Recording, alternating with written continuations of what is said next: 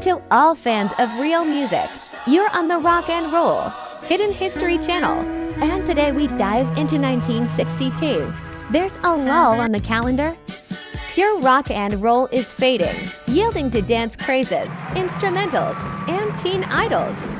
But that's only apparent. America is preparing its defense. Ahead are not just hits, but hidden instructions for future rock giants. Get ready, we're starting our first block, the start of the defense, with the very top of the chart.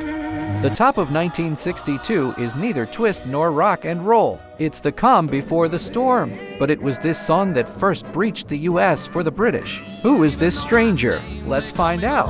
On screen, case number 1, the stranger opens the door. At the number 1 spot is something completely unexpected. The instrumental ballad Stranger on the Shore by British clarinetist Acker Bilk. Yes, the biggest hit of the year is easy listening. This song, with its crying clarinet timbre, was written by Bilk for his daughter. Why is this important for rock? It is the first British record to top the American Billboard Hot 100 chart in the modern era. Acker Bilk, without knowing it, showed America that British music could be paving the way for the Beatles and the Rolling Stones. While Americans enjoyed this refined melody, they got used to the idea that English artists could dominate. What an irony! The biggest favor to the coming British invasion was done by a clarinetist in a bowler hat. Without this stranger on the shore, perhaps it would have been much harder for the British to cross the ocean. Enough with the clarinet. Now a true genius is taking the stage, one who took a country song and turned it into a soul revolution. This track proves that in 1962, genre boundaries didn't exist. On screen, case number 2, Ray Charles' Soul Revolution.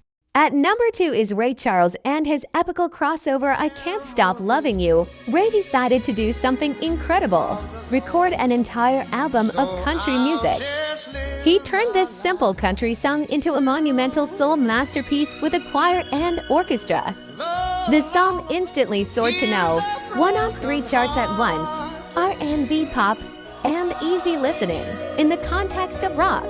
This is a fundamental breakthrough. Charles' commercial success showed that genre blending is allowed and even encouraged. This gave the green light to all future rock artists who wanted to mix blues, soul, country, and R&B, creating genres like blues rock and country rock. Charles proved that the main thing is emotion and genius, not boundaries. Tired of crying over love? Time to move. Now comes the time for dance madness. Everyone on the dance floor to prepare the most popular side dish of 1962. On screen, case number 3, mashed potato, the dance epidemic. Third place goes to D.D. Sharp with the infectious R&B pop hit Mashed Potato Time. 1962 was a time when dance moves tied to songs ruled the charts, and the mashed potato dance was king. This song is an energetic R&B dance instruction, demonstrating how strong the demand was for a fun, unadulterated rhythm. Why is this important for rock? Rock and roll has always been dance music. Hits like this maintained a high level of drive and energy in the pop charts, which was later picked up by surf rock and garage rock. D.D. Sharp and her hits showed that you needed a simple but powerful rhythmic foundation.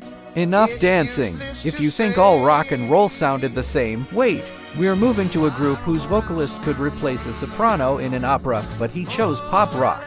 Meet them. On screen, case number 4, Falsetto Saves America. In 4th place is a hit that showed America had a weapon against any threat. This is the Four Seasons and their incredible pop rock anthem. Frankie Valli, the lead singer, possessed a vocal range that could pierce studio walls. This was more than doo-wop. It was a theatrical, powerful vocal attack that was impossible to ignore. The song Big Girls Don't Cry is an example of professional, complexly arranged American pop rock. While the British were just starting to master 3 chords, these guys were demonstrating vocal mastery. It was this kind of complex and polished sound that forced record companies to invest in American production, preparing the defense against the coming invasion. Without this falsetto defense, America's musical gates would have been wide open much sooner. After the high notes, let's return to the roots. No orchestras, no tears, just rock and roll, guitars, and one very stubborn wanderer. Who is he? Let's find out. On screen, case number 5, that classic rock and roll. We conclude our first block with Dion and his anthem, The Wanderer. If the 4 seasons represented complexity, Dion is untamed rebellion. This is classic, pure American rock and roll that refuses to surrender. Emerging from doo-wop, the song is the perfect description of the 60s teen rebel. He doesn't settle down, doesn't commit, he is the wanderer. The lyrics and delivery were so authentic and powerful that the song could not be called sweet pop. It became a bridge from the classic Elvis era to more aggressive times. It was tracks like this that kept the flame of pure R&R burning when the charts were flooded with dance novelties. The Wanderer is a declaration of independence. Yes, my soul is in rock and roll. And the spirit of the rebellious wanderer was undoubtedly picked up by future punk and hard rock bands, referencing it in their imagery. We survived the start of the defense, but the real rhythm revolution and true rock are yet to come. In the next block, the beach, boards, surf rock, the dirtiest R&B instrumental that created an entire genre and even more dance madness. On screen, next, surf rock, Green Onions. You have to see this. So, 1962, a clarinet is in first place, but don't be fooled. Beneath this glaze is a real B&B, and it will explode exactly 1 year from now, when from these American R&B roots grow ... the Beatles. We analyzed 5 hits that show how America tried to keep rock and roll from dying, transforming it into something more. It was a defense of vocals, rhythm, and crossover. Acker, Bilk, and wittingly opened the door for the British. Ray Charles showed that genre blending is the way forward. Dance hits kept the drive alive. The 4 seasons and Dion held the line, demonstrating complex pop rock and pure R&R. Without these 5 songs, the British simply wouldn't have had the reason or the notes to write their rock history.